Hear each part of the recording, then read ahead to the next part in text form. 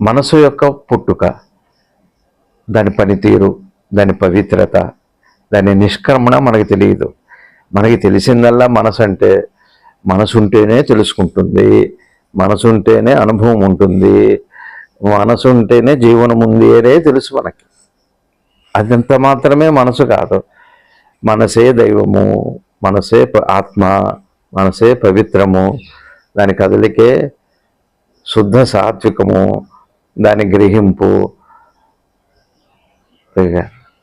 మనం ఏం చేస్తున్నామంటే గ్రహింపు ఉంది కదా, రోజంతా ఏవో గ్రహిస్తూనే ఉన్నాం కదా, గ్రహింపు ఉండి గ్రహిస్తున్నాం కదా. గ్రహించడం మాత్రమే తెలుసు.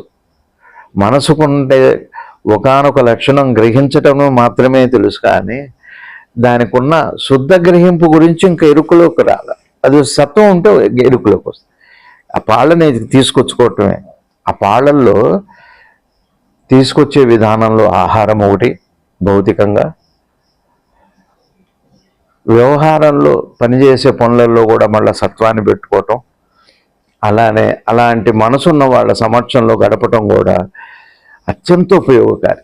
శుద్ధ సత్వంలో చక్కగా పాలల్లో ఉన్న అత్యధికమైనటువంటి సుసంపన్నమైన సత్వం ఉన్న వాళ్ళ సన్నిధిలోకి వెళ్ళగానే మన మనసు ఏమవుతుందంటే ఆ కాసేపైన తన రజస్సుని తన తమస్సుని పోగొట్టి కొంచెం కోల్పోయి ఒక ఆనంద అతిశయాన్ని పొందుతుంది. అందుకే వాళ్ళని కోరుకుంటాం.